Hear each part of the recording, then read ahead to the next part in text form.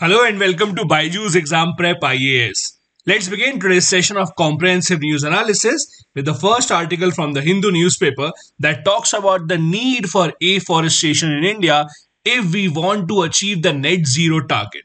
It also talks about the fact that this target of afforestation cannot be achieved without the active participation of the local community. That is why the government must make policies in such a way that the participation of local communities is ensured, that they also play an active role in conservation of forests, and they also get to use some of the byproducts of the forest. The author here, who is a senior Indian Forest Services officer, says that the importance of forests has long been highlighted at the international stage such as the UN. In 2013, during the United Nations Framework Convention on Climate Change, it was deduced that reducing emissions will require much more forest across the world, and that is why the concept of RED plus came into being. RED, REDD, as you would know, stands for Reducing Emissions from Deforestation and Forest Degradation. This came into being as a collaborative effort between the Food and Agricultural Organization, the UN Development Programme, and the UN Environment Programme. This was mainly focused on building carbon sinks across the world and fight against the problem of forest degradation. It's a voluntary treaty that got upgraded in the form of RED Plus in the year 2013. The article here says that the land based sinks, such as forests, etc., can provide up to 37% emission reduction, as has been shown by multiple studies, which is extremely helpful in meeting our target of keeping the global temperature below 2 degrees Celsius. India also now has a target of creating carbon sinks that is worth 2.5 to 3 billion tons of CO2 by 2030. Thus, if we have to move in that direction, we need to make sure that we have many more forests across the country. The author says that though India is said to have increased its forest cover by about 15,000 square kilometers in the last 6 years, it has also been accompanied by degradation of the existing forest. So the number of trees may be increasing, but the quality of those trees and the density of those trees is on a decline as per the author. The article also says that in 1989, India had about 257,000 square kilometer of open forest in the country, which made up about 7.8% of its geographical area. In 2019, it has increased to over 3 lakh square kilometer. Now, on the first look, you might assume that it is a positive sign, but as per the author, this is a negative sign. Why? Because this area is under the open forest category. Now, open forest category are those forests that only have a density from 10% to 40%. So, an increase in land area that is being given to open forest is not a very positive sign. Ideally, we should have much more dense forest in the country. The article also says that the degradation of the forest is because of various factors such as natural fire, encroachment, so people overtaking forest land and diverting it for some other use, and about 1.5 million hectares of forest land has already been diverted for developmental activities since 1980s. In the 1990s, the government decided to engage the local community in protecting and managing forest by offering them certain minor forest produce. This concept was first started for wastelands and gave positive results, which led to the government adopting the same strategy for conservation of forest. That is why multiple forest management committees were established by the government to manage about 25 million hectares of forest area. Most of the projects that were taken up by these committees were financed by external stakeholders such as the World Bank, the European Union, the Department of International Development, etc. However, most of these projects are now nearby their deadline, as a result of which the external funding coming for these projects is shrinking. Now, ideally, the government of India should have supplemented the funding and said that we would now give the funding for such projects, but that is not happening. There is complete lack of policy support and complete lack of funding for most of these committees from the side of the central government, which is a cause of concern as per the author. Although there are multiple laws that talk about the power given to the Gram Panchayat and the Gram Sabha to decide on the use of the forest land, but in reality, their role is nothing more than just consultation. there is not much harmony between the forest departments and the local communities, as a result of which forest restoration has become quite a difficult task. As per the author, the government needs to understand that if the local community is not in line with the government initiatives and is not supporting the government, it would be extremely difficult for the government to actually increase the forest cover and take up any restoration or conservation activities in that particular area. A suggestion that is given by the author here is that of the Telangana model. The author says that the state of Telangana has done a tremendous job in increasing its forest cover and increasing the participation of the local community. What the state has done is they have incentivized the local community and ensured the flow of funds for such models. The state has recently amended the Panchayat and the Municipal Acts for environmental concerns and created their own green fund. They also have a scheme called Telangana Harit Nidhi for tree planting and other related activities. Just to give you an idea, this Telangana Green Fund would not have any budgetary support. In fact, it would run by contributions from MLAs, MLCs, members of the parliament from the state, and the chief minister. The state has said that the MLAs, MLCs, members of parliament would contribute 500 rupees per month from their salary to this fund. Not just this, the All India Services officers working in the state of Telangana would also contribute rupees 100 per month from their salary. Government staff working at lower levels, including the gazetted and the non-gazetted officers, would contribute rupees 25 per month from their salary for this cause. Thus, it would not be a budgetary constraint on the resources of the state government as such. Though India is not a signatory of the Declaration on Forest and Land Use, as was discussed at Glasgow, but we do have a responsibility towards our own community, and if we have to meet our own environmental targets, we must ensure that our forest cover increases at a rapid pace. As per India's own forest policy, the ideal forest cover in the country must be at least one third of our total area, and we are nowhere near that as of now. Now, if you have to get data about the forest and forest cover in India, the best source is India State of Forest Report. This report is published once in 2 years. The last report had come out in 2019. The next report has not come out till now. So we'll discuss some of the important takeaways from the 2019 report that gives us an important data about the forest cover in India right now. This report is published by the Forest Survey of India, an organization that works under the Ministry of Environment, Forest and Climate Change. As per the report, the total forest cover in India is about 21.67%, while tree cover outside forest is about 2.89%. As compared to the last report, the top 5 states or union territories that have increased their forest cover are Karnataka, Andhra Pradesh, Kerala, Jammu Kashmir, and Himachal. Remember, these are not the 5 states with the most forest cover. These are the 5 states that have increased their forest cover in the largest amount as compared to the last report. The report also gives a definition of forest cover. Forest cover means a land where canopy density is more than 10% and the area is at least 1 hectare in size.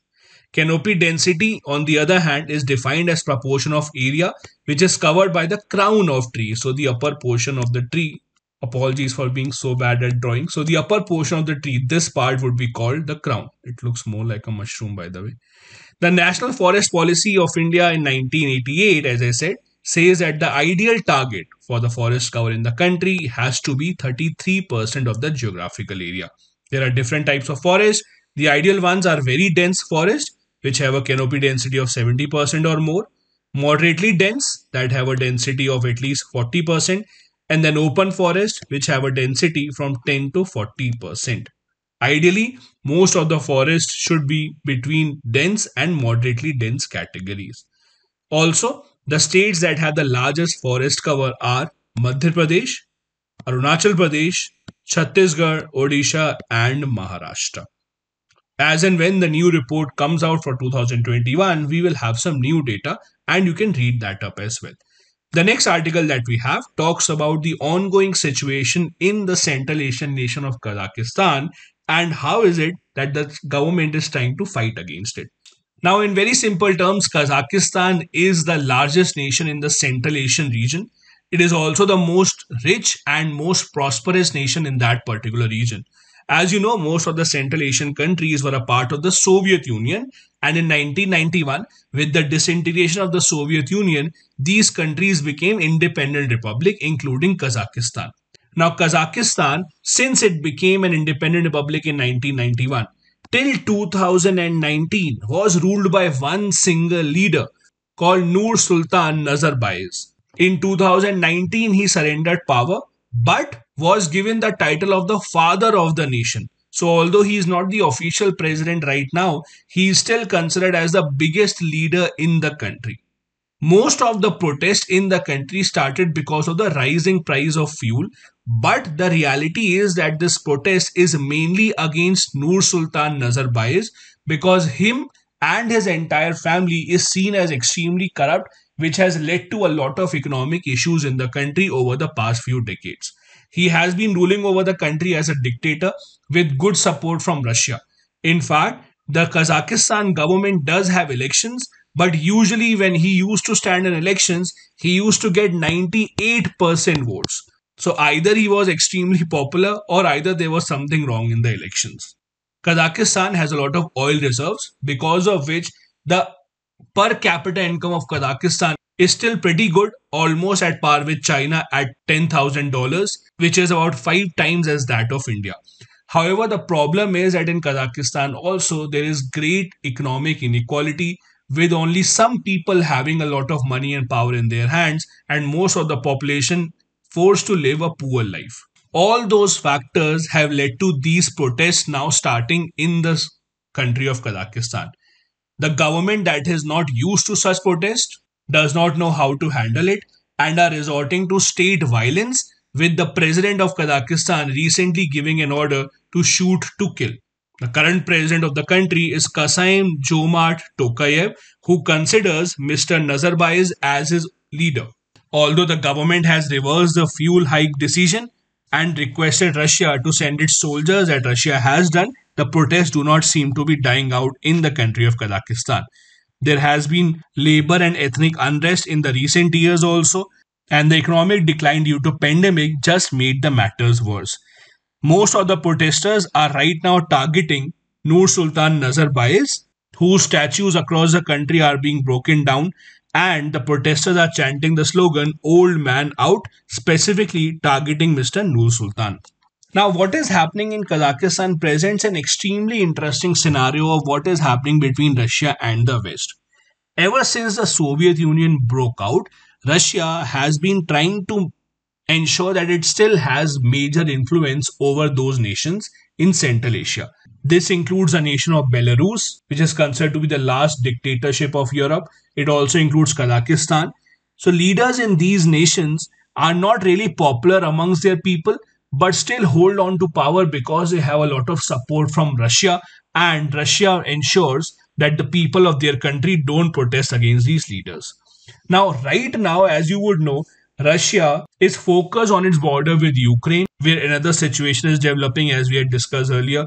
At the same time, now, Russia is being forced to help Kazakhstan by sending its forces. Russia, on the other hand, says that it is the Western nations that are trying to help the protesters in Kazakhstan because they want unrest in the Central Asian nations and they want Russia to suffer indirectly. Thus, it is a test of Russia about how does it handle situations at multiple fronts. The one situation in Ukraine, the other situation that it has right now in Kazakhstan, and at a time when its own economic condition is not great due to the pandemic. The Kazakhstan president, after all these protests, dismissed his cabinet thinking that the people would take it as a positive sign, but that has not happened. People now are demanding major democratic reforms in the country and want a proper democracy to return to the country. Thus, the only possible option right now seems to be that the Kazakhstan government must reach out to the angry people, hold consultations, build consensus, rather than asking for countries such as China and Russia to come and help the leadership. Now, just to give you an idea, if you can see as compared to the other Central Asian nations, Kazakhstan is much bigger in size. This is Mr. Nur Sultan Nazarbayev, who has been ruling over the country for many decades with the support of Russia. Now, there are multiple reasons behind the trouble that is brewing in the nation of Kazakhstan. As I said, it is Central Asia's largest economy, borders China and Russia. It is home to a lot of Russian ethnic population, many of whom were a part of the Soviet Union as well. About 20% of Soviet Union's population now is in Kazakhstan. Russia has a very close relationship with the country, so much so that it depends on Kazakhstan for most of its manned space missions. Most of the manned space missions of the Russian Space Agency are launched from Baikonur Cosmodrome. Let me show this to you on the map. This is the place from where most of Russian missions actually take off. Now, since before its independence, the country has been dominated by one single man and his family, that is Nur Sultan Nazarbayev. He was the president till 2019 and ruled with an iron hand and was famously corrupt, offering key positions to his family and friends. In 2015 elections, in fact, he received 98% of the votes, indicating that there is something wrong in the election system. When he stepped down, he transferred power to one of his associates so that he indirectly remains in power and still remain the head of the ruling political party. In fact, he was also the chairman of the National Security Council of the country, a position from where he was just removed after the protests took a large scale in the country. As I said, he has been given the title of Elbasi, that is called leader of the nation or father of the nation. As you would know, India has invited leaders of all the Central Asian nations to our Republic Day parade. And now it seems to be slightly difficult for the president of Kazakhstan to visit India, considering the ongoing situation in the country. The next article that we have talks about a positive news, that is, as per IHS Markit, India is projected to surpass Japan as Asia's second largest economy by the year 2030. The report says that India's GDP, as per the projections, will be the world's third largest come 2030, only after US and China. Right now, India's economy is sixth largest in the world after US, China, Japan, Germany, and UK. The current size of our GDP from $2.7 trillion is expected to reach $8.4 trillion by 2030. Just to give you an idea, China's nominal GDP in 2020 was about $15.7 trillion. As per the report, there are multiple positive signs for India. That is, India's large and fast growing middle class will help increase the consumer spending, leading to more consumption and more buying in the market. India's consumption expenditure is expected to double from $1.5 trillion in 2020 to $3 trillion in 2030. The report says that for the year 2021-22, India's real GDP growth is projected to be about 8.3%. It is very near to the World Bank projection, which is about 8.3% for India. After that, India's growth is expected to be 6.7%. The number is lower because with increasing growth, your base increases and thus it becomes extremely difficult to sustain the high growth rate if your base keeps on increasing. Now, as you would know, there are multiple projections that are made on a specific country by different organizations across the world regarding their growth rate. A few months back, the World Bank also had made a growth projection for India. Let's revise what that was because that is much more relevant and much more important. The World Bank had expected India to grow at 8.3% for the fiscal year 2021-22. The report in which this information was given was called South Asia Economic Focus Report, which said that the entire South Asian region would grow by 7.1%. Apart from that, the World Bank also has multiple reports such as Human Capital Index, World Development Report, and the recently discontinued Doing Business Report. As per the World Bank, the projection of 8.3 would be achieved because of increased public investment in the country through schemes such as production linked incentive, which will boost manufacturing in the country. The World Bank said that Indian economy's response in the second wave was much better as compared to the first wave, and the economy did not go down as much. The economic recovery in various sectors of India has been unequal, which we had discussed earlier, which is considered as K-shaped recovery. where some sectors recover better as compared to the other sectors. While manufacturing and construction sectors have recovered, but low skilled individuals, self employed people, small firms are still to reach the original pre pandemic level. The World Bank had said that the pace of India's vaccination program will highly determine India's growth rate. We are discussing this on a day when India has completed 150 crore vaccines. So at least this is a point where India has made drastic improvement. The World Bank had also pointed towards some possible risks in achieving this target, including financial sector stress, slowdown in the vaccination pace, and higher inflation that the government has been warned against. The report also had some suggestions, such as focusing on medium term growth, adopting greener policies for environmental conservation, and ensuring that the formal sector and women participation in the country are at the center of government's policy making. For the entire South Asian region, also, the World Bank had a suggestion, that is, to reduce the entry barriers, especially in the services sector, which the South Asian nations, including India, does not do. It would create more national and international competition and will reduce the chances of new monopoly emerging in the sector. Next up, we'll talk about the recent lapse in the Prime Minister's security when he was traveling in Punjab.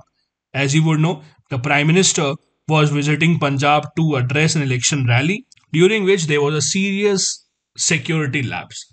The short story is that he had to take a helicopter from Bhatinda to Firozpur, but due to bad weather, the plan was changed and he had to travel by road for about 100 kilometers. In that road journey, the Prime Minister's convoy was stuck on a flyover when the flyover was blocked by certain protesters, and the Prime Minister had to be on that flyover for about 20 minutes, which was a serious security lapse. As you would know, since then, the central government and the state government of Punjab have been trading charges. Both the central government and the state government have set up their own inquiries, and the Supreme Court has also decided to hear this matter.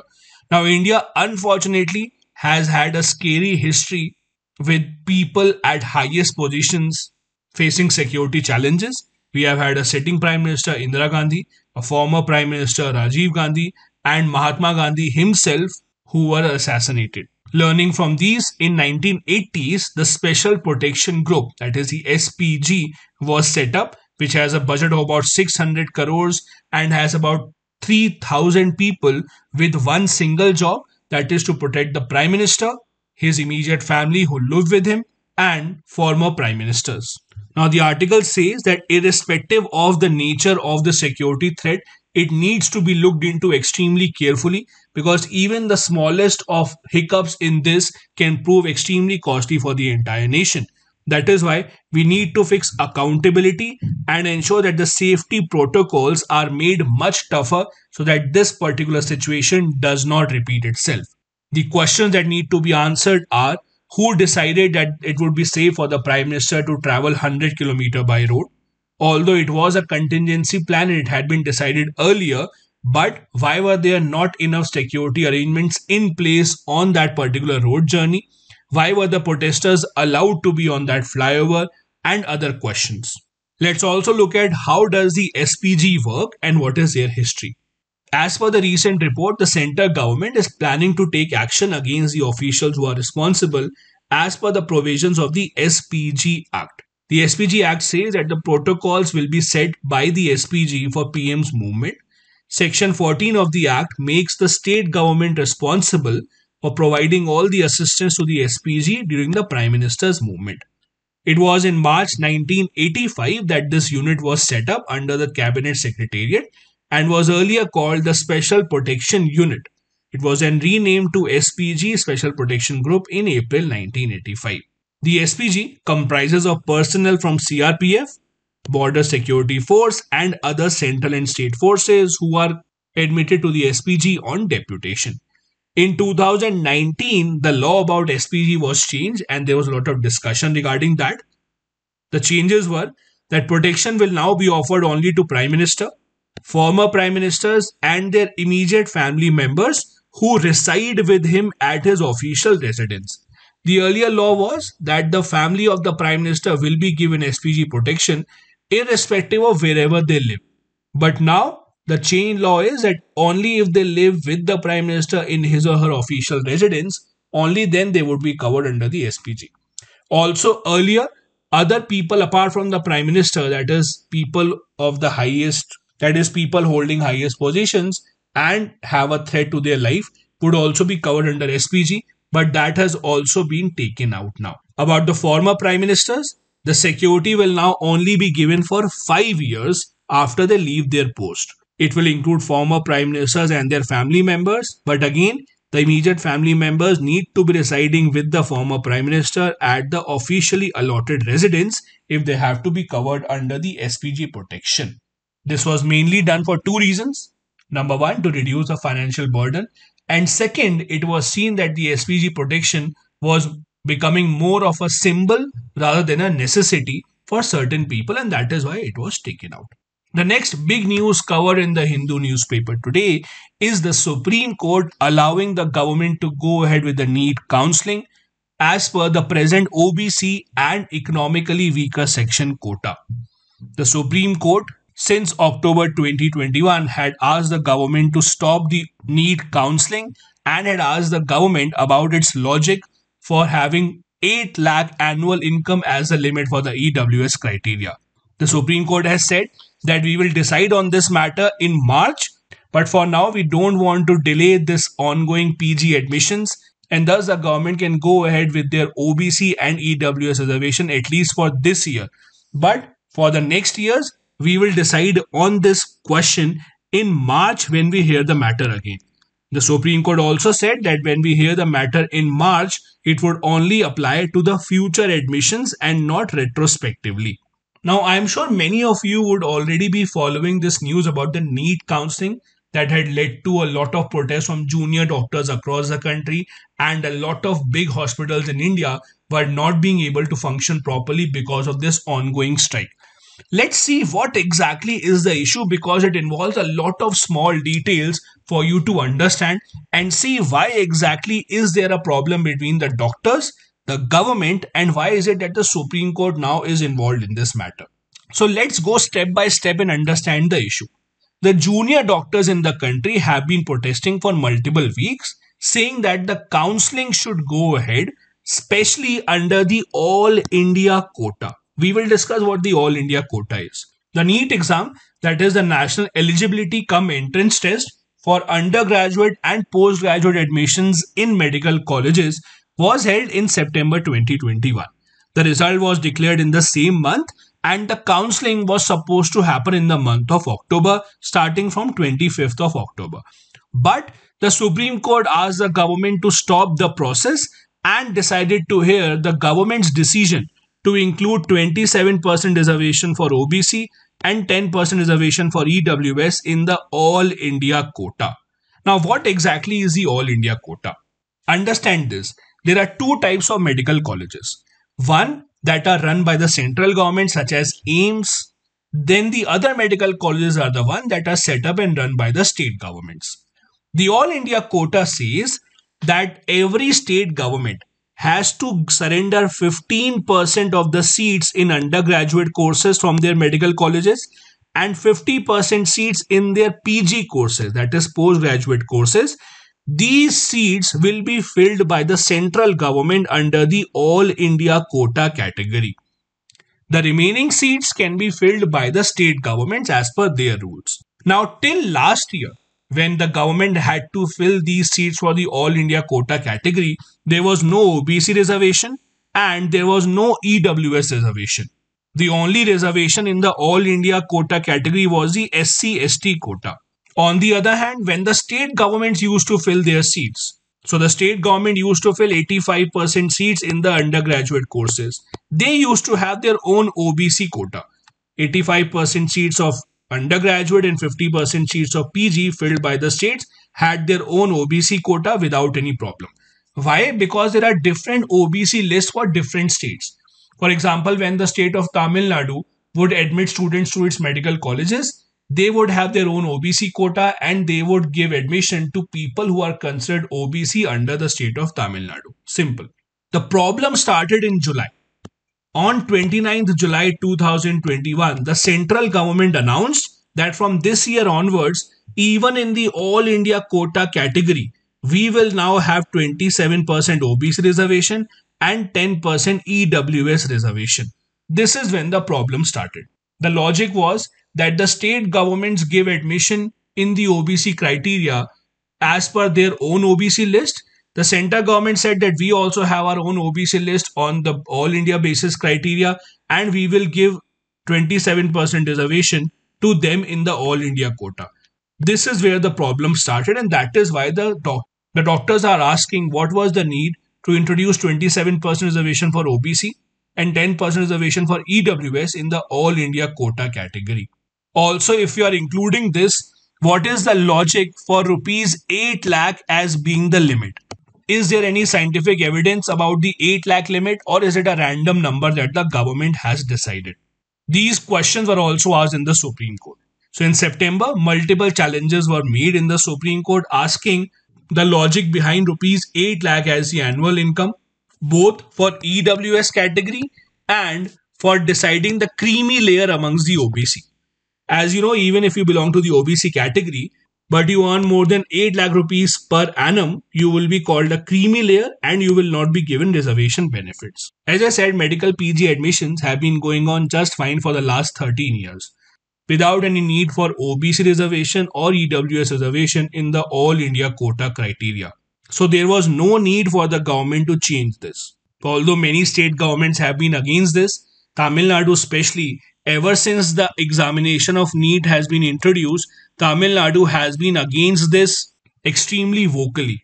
In fact, just last year, the state of Tamil Nadu had filed a case in the Supreme Court saying that the 50% seats that we give to the center government under the All India quota category, from those 50% also, there should be OBC reservation, but OBCs of Tamil Nadu only and not OBCs of All India list.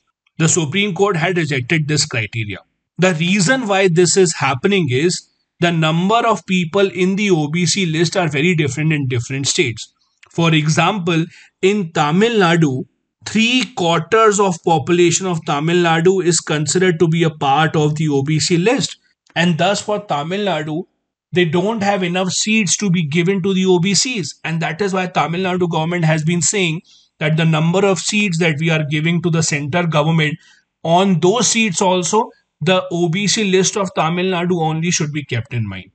The number of OBCs is very less in other states, 20%, Punjab, Delhi, Himachal, etc. And that is why different criteria should be followed for different states. There is another interesting problem here. The 8 lakh limit that the government has set as annual income for EWS and creamy layer, you have to understand something about that. If you or some of your friends have passed MBBS, you would know that for an MBBS graduate, earning 8 lakh rupees per annum is a joke. Any MBBS doctor can easily get a job for 80,000, 90,000, 1 lakh rupees even as a fresher. So anyone who is an MBBS and is now opting for PG admissions, that is admissions for MD, postgraduate degree, will never be earning less than 8 lakh rupees. So automatically anyone who is trying to get a PG seat will not be considered as an EWS, will already be in the creamy layer. Because once you have passed MBBS, it is not possible for you to earn less than 8 lakh rupees. So who exactly will be getting admission in the EWS criteria in the PG seats? That is also a question that no one is actually asking. For undergraduate seats, it is understandable. But for PG seats, there would be no one who would be earning less than this. Thus, the Supreme Court has said that we need more time to think over all these issues. Till then, we don't want to delay the ongoing counselling. So let's have the counselling and we will decide on this matter for next year onwards. These were the articles we wanted to discuss from the Hindu newspaper today. Now a couple of practice questions. Number 1. The role played by local communities in preserving forest can't be undermined. Discuss the changes needed in the existing policies to ensure an increased public participation in afforestation. Second, what possible measures are needed from the government side to revive India's growth story in the post-pandemic era? Both these questions have to be answered within 250 words each. Thank you so much for watching the video.